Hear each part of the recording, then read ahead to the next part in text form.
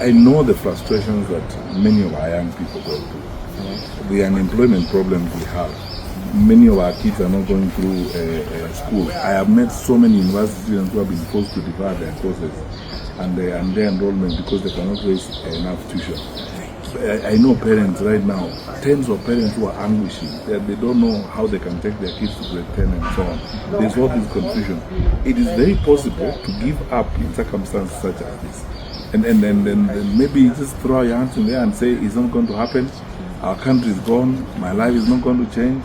And that's why, unfortunately, you are seeing cases of suicide among us young people are going up and so on and so forth. But my first message to you and to all young people, do not give up. Do not lose hope in your country. Do not lose hope in your life.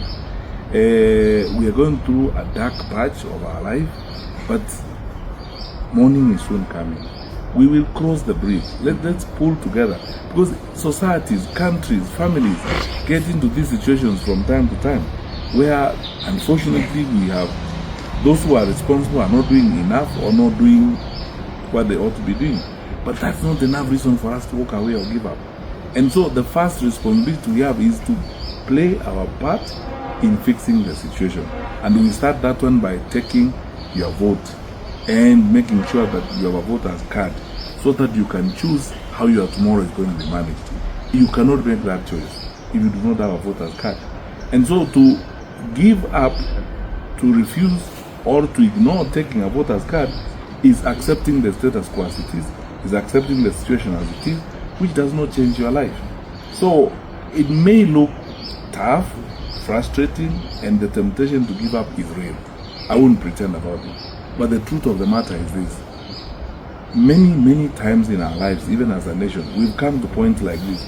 Even at the very onset of our lives as a nation, our founding fathers faced daunting challenges and so on. They continued working on. They made a choice that we are going to go forward. Even when we had one-party state, autocratic rule and so on, a lot of Kenyans from civil society, people pulled together. Some of them suffered, detained and what have you. But people made a choice that we are going to go forward. And we've come to this point several times before in life. Now we are at that point where we have a very unresponsive government, we have challenges and so on. We still must make a choice that forward is the way to go, not backward. And to go forward means get a voter's card, participate in choosing your leaders, make a contribution to shaping your tomorrow, and work with others. Don't be deceived that this affects this group of people or these people are raising this matter because they come from this part of the country. It affects all of us, and it's all our responsibility to fix our country.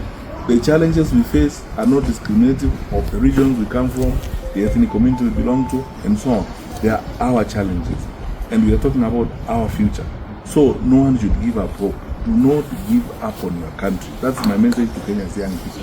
This 2026, it should be the year of hope. The year we are preparing to turn a new page. The year we are preparing to reshape our current situation. And the year we are preparing for our destiny, which is, this is not our destiny. Having leaders who do things the wrong way is not our destiny. It's a momentary situation. We will change these leaders, have leaders.